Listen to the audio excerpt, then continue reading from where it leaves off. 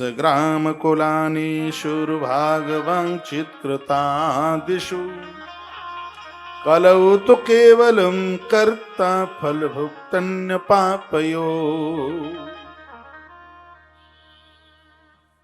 इस कलकाल में किए गए सत्कर्म का हाल ही पुण्य मिलता है और हाल ही पाप का परिणाम मिलता है। पहले युगों में टाइम लग जाता, यहां तो हाल ही देरी नहीं है। अच्छा करो अच्छा पाओ।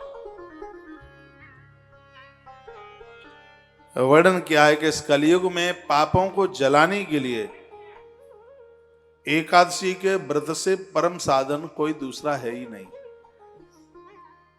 ऐसा वर्णन है। विशेष रूप से तो यह 11 एकादशी हम कलयुग के लोगों के लिए ही भगवान ने कृपा करके प्रकट कर दी। मुर नाम का दैत्य किसी भी प्रकार से कब्जे में नहीं आ रहा था। देवता इसके द्वारा बड़े परेशान थे। ये सब महादेव के पास पहुंचे। भगवान महादेव ने कहा कि इस निशाचर को जीतने के लिए भगवान नारायण के पास जाना होगा। तो भगवान महादेव, विधाता ब्रह्मा और संपूर्ण देवता विष्णु लोक भगवान नारायण के पास पहुंचे, प्रार्थना की और कहा मृत्यु लोक में एक निशाचर तैयार हुआ है, मुर। उसने बहुत आकांत मचाया है, कैसे भी इसे रक्षा करो। इसने धर्म पुण्यों को समाप्त कर दिया है, धर्म सदकर्म लुप्त हुए जा रहे हैं। प्रभु कैसे भी इसका मारण करो। भगवान श्री बद्रीनाथ की भूमि में आकर के प्रकट हुए। बहुत घमासान इसके साथ युद्ध हुआ, कैसे भी मरने में नहीं आ रहा था ये।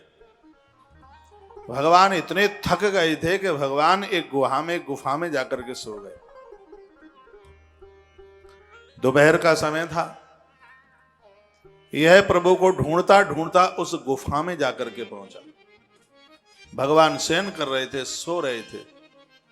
जैसे ही इसने प्रभु नारायण के ऊपर प्रहार करने की कोशिश करी, उसी समय भगवान नारायण के हृदय से एक दिव्य तेज प्रकट हुआ और वह तेज एक स्त्री के रूप में प्रकट हुआ और उस नारी ने शीघ्र ही उस मुर नाम के दैत्य को समाप्त कर दिया, खत्म कर दिया। यह तेज भगवान के देह से प्रकट हुआ। जब राक्षस समाप्त हो गया, भगवान के नेत्र खुले तो उन्होंने दिव्य देवी को वहां देखा। तो भगवान ने कहा, हे देवी, तूने आज इस निशाचर को समाप्त किया है। तेरे दर्शन मात्र से लोग अपने 11 तत्वों को जीत लेंगे। 5 ज्ञानेंद्रिय, 5 कर्मेंद्रिय और 11वां मन। जिसका मन वश में नहीं होगा, जिसकी 10वां इंद्रियां वश में नहीं होंगी, तेरे नाम पास करके वो अपने 11 तत्वों को जीत लेंगे। तेरी कृपा से है जीव 11 तत्वों को जीतेगा तब वो मोक्ष को प्राप्त होगा।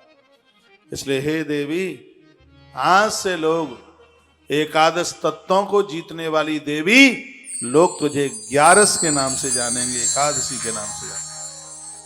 इस बद्रीनाथ क्षेत्र की महिमा बढ़ जाएगी। तेरा आगमन यहां पर हुआ है, लोग तेरा व्रत करेंगे। हर महीने में 2 बार तुम्हारी पवित्र तिथि आएगी। लोग तुम्हें वंदन करेंगे, पूजन करेंगे। भगवान नारायण कहते हैं कि तुम्हारा नाम 11 एकादशी भी होगा और तुम्हारा नाम विष्णु प्रिया भी होगा। भगवान बोले, जब देवताओं को शयन करने की जरूरत होगी उस दिन भी पवित्र मुहूर्त तेरे नाम से होगा, और जिस दिन देवता जगने को जाएंगे उस दिन भी पवित्र मुहूर्त तेरे नाम से ही होगा। जिस दिन आषाढ़ मास में देवता शयन के लिए जाते हैं उसको देव शयनी एकादशी कहते हैं, और जिस दिन देवता जागते हैं उसको हरि प्रबोधनी एकादशी कहते हैं।